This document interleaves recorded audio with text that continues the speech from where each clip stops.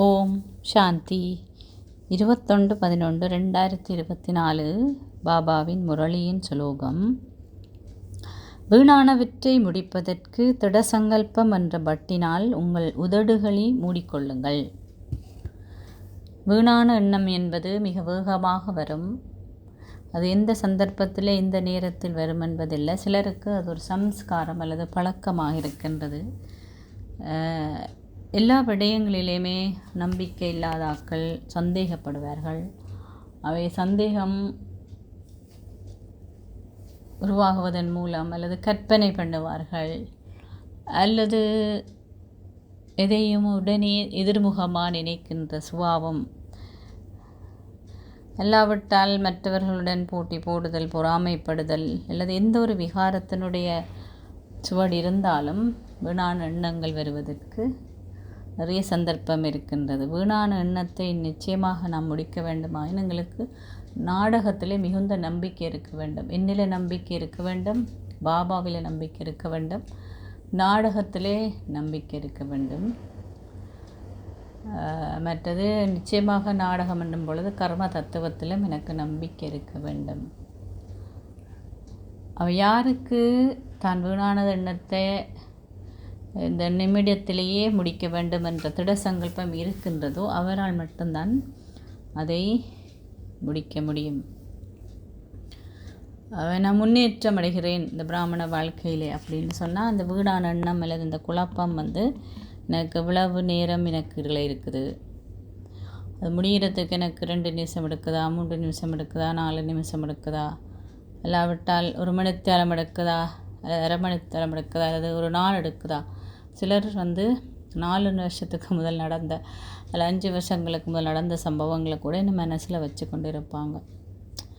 அப்படி நான் வச்சு கொண்டு இருந்ததன் மூலம் என்னுடைய ஆன்மீக முயற்சியில் என்னால் முன்னேற முடியாது. ஏனென்றால் அந்த எண்ணங்கள் என்ன கடவுளுக்கு நெருக்கமாக, பாபாவுக்கு நெருக்கமாக கொண்டு வராது, தடுத்து கொண்டே இருக்கும். இப்போ பார்த்தாலும் நான் பாபா கிட்ட பறந்து போகிற நேரம் இந்த எண்ணங்கள் எனக்கு குழப்பத்தை ஏற்படுத்துது.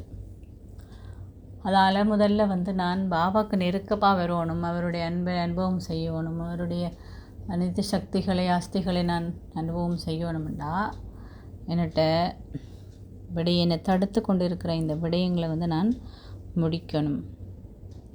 முதல்ல எனக்கு வீணான எண்ணம் வாரதுக்கான காரணத்தை நான் சோதிச்சு அறிய வேணும். ஏற்கனவே சொன்னது போல் மற்றவற்ற கதைகளை செவிமடுக்கிறதன் மூலமும் அந்த ஆதிக்கத்துக்குள்ளே போகிறதன் மூலமும் வீணானது வரும். சகவாசம் என்று பாபா சொல்லுவார்.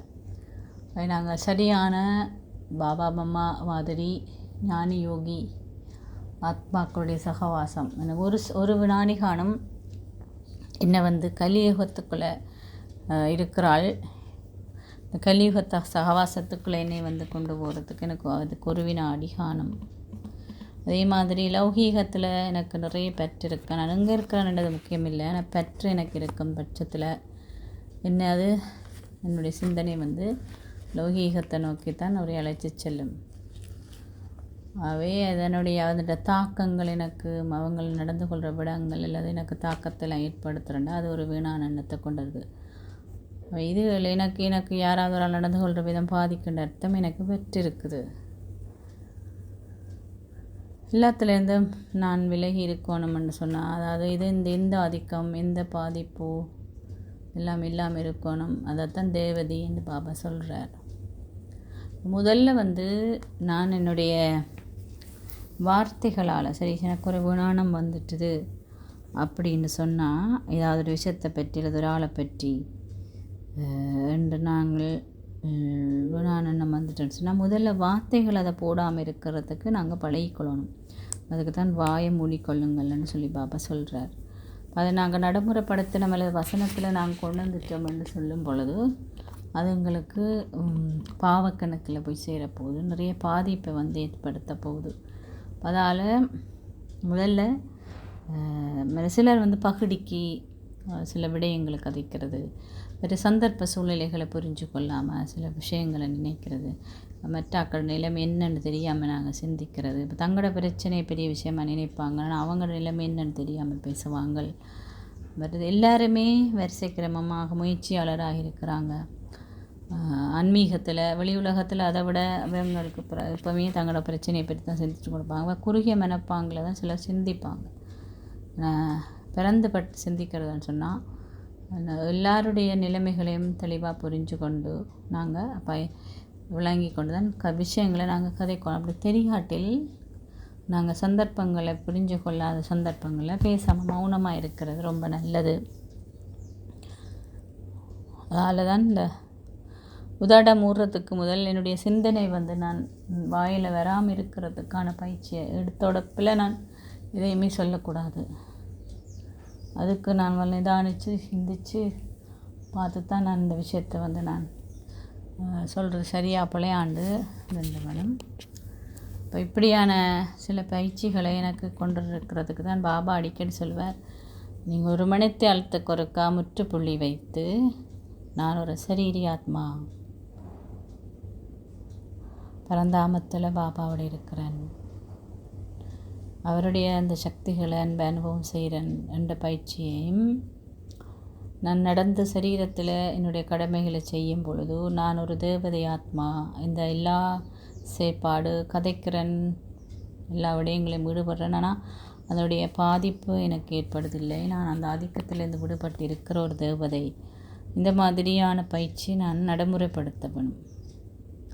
இப்படி செய்கிறதன் மூலம்தான் எனக்கு ஆன்மீக முயற்சிக்கு வந்தது சக்தி கொடுக்கும். இதெண்டா இன்னும் இந்த வீணானங்கள் இந்த விடுபடுறதுக்கு மணித்தியாலத்துக்கு ஒருக்காவது நாங்கள் சுயதர்சன சக்கரத்தை சுழற்ற பயிற்சி. சுயதர்சன சக்கரத்தால் சுரரை கொண்டதுன்னு சொல்லப்படுது, அல்லது கழுத்தை வட்டினதுன்னு சொல்லப்படுது. இப்போ இந்த கழுத்தை வட்டினதோட அர்த்தம் என்னன்னு சொன்னால், நான் என்னுடைய உணர்வு, நான் என்பது சரீர உணர்வு, அந்த சரீர உணர்வை அகற்றினது. சரீர உணர்வு இருக்கும் வரைக்கும் ஏதோ ஒரு குழப்பம் அல்லது பிரச்சனை அல்லது வீணானது மனசில் தோன்றி கொண்டு தான் இருக்கும். அவை வீணானதை அகற்றுறதுக்கு என்னுடைய சுயதர்சன சக்கரத்தை நான் சுழற்றணும். சுயதர்சன சக்கரம் என்றால் எங்களுக்கு தெரியும், நான் இப்படி இருந்தேன், நான் பிறந்தாமத்தில் சுழற்றண்டா சும்மா மந்திரம் சொல்கிற மாதிரியோ இல்லாவிட்டால் ஒரு நான் நினைக்கிறது இல்லை, அந்த உணர்வை நான் கொண்டு வரது. பரந்தாமத்தில் சிவபாபாவோட நான் எப்படி இருப்பேனோ அந்த உணர்வில் நான் இருக்க பொழுது தான் என்னுடைய உணர்வில் ஒரு மாற்றம் ஏற்படும். அதே மாதிரி சத்தியத்தில் நான் இருக்கிறேன்னா சத்தியத்தில் எப்படி நான் இருப்பேன், அழகான ஒரு வசந்த மாளிகையில் நான் இருந்தால் எப்படி என்னுடைய உணர்வு இருக்கும், எவ்வளவு அன்பானவராக அப்படி ஒரு சந்தோஷமான ஒரு உணர்வு எனக்கு இருக்கும். அதே மாதிரி எனக்கு முன்னால் ஒரு பக்தர்கள் கூட்டம் இருக்குதுன்னு சொன்னால் என்னுடைய மனசு எப்படி இருக்கும், என்னுடைய உணர்வு எப்படி இருக்கும்.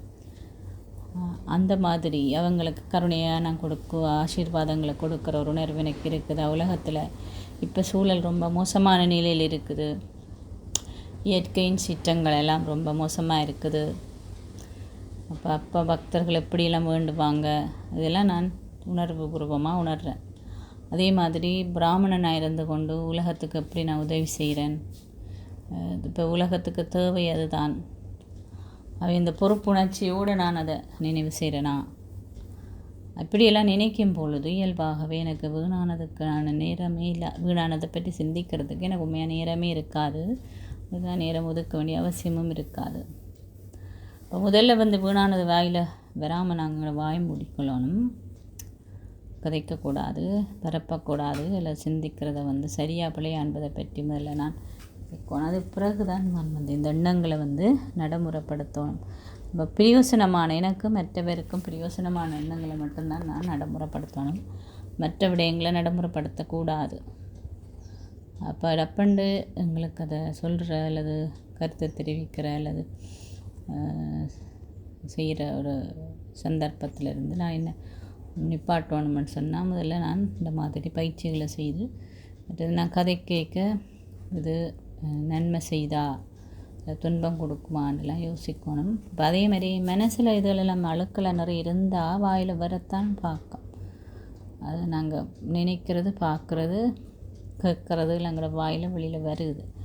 இப்போ பார்க்காம அல்லது வீணானதை பார்க்காம வீணானதை கேட்காம சகவாசத்தில் அந்த சகவாசத்துலேருந்து நாங்கள் விடுபட்டு இருந்தோம்னா இயல்பாக எங்களுக்கு அந்த மாதிரி குப்பை எடுத்துக்கொள்வது சந்தர்ப்பம் குறைவு. இப்போ இந்த காலத்துலலாம் மீடியா எங்களுக்கு வீணானதை கொண்டு வரத்துக்கு பிரதானமான ஒரு மூலம்.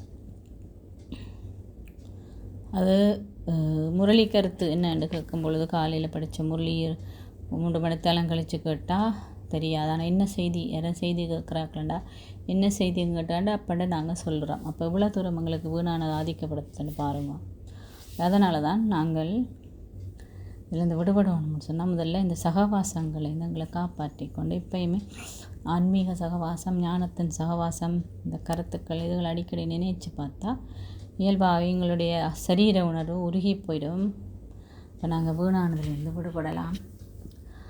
அவை நான் விசேஷமான ஒரு அட்டவணை மாதிரி வச்சு சோதித்து பார்க்கலாம். கடந்த நிமிடங்கள் அல்லது கடந்த 1 மணித்தாளத்தில் என்னால் முடிஞ்ச 1 மணித்தாளத்தில் எவ்வளவு எண்ணங்களை வீணானதை கொண்டு வந்துருந்தது, எவ்வளவு ஆக்கபூர்வமாக இருந்தது, எவ்வளோ பிரயோசனம் இல்லாமல் இருந்தது, இந்த பிரயோசனம் இட்டது.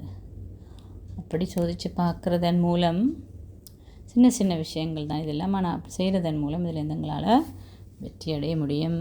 ஓம் சாந்தி.